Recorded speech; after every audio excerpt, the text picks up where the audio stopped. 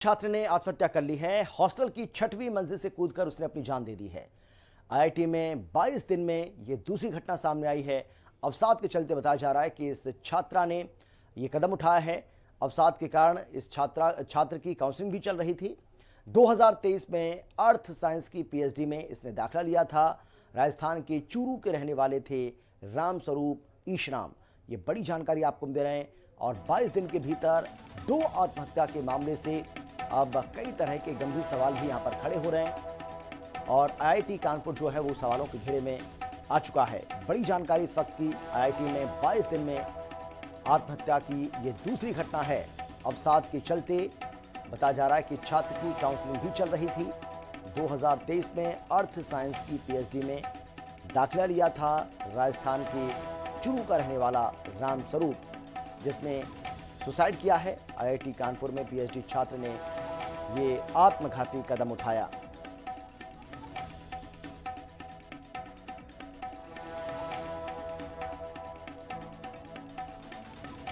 और हमारे संवाददाता ऋषभ सिंह हमारे साथ जुड़ गए हैं इस खबर पर ज्यादा जानकारी और बातचीत के लिए।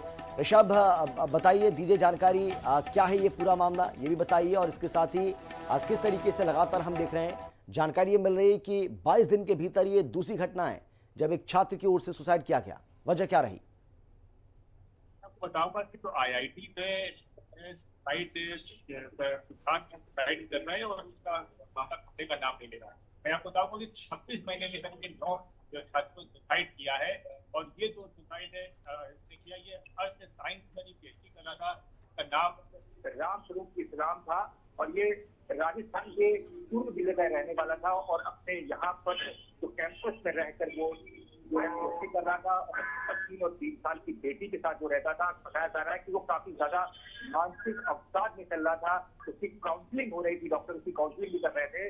और आपको ये बता दूं कि जो डीसीपी है कासिम अब्दी, उन्होंने कासिम अब्दी जो है डीसीपी है, पूरे हर एंगल से उसकी जांच कर रहे हैं आखिरकार क्या हुआ है। लेकिन सुसाइड किया भी उसका पूरे तरीके से निकल के सामने नहीं आ रहा है कि वजह क्या है सुसाइड करने की।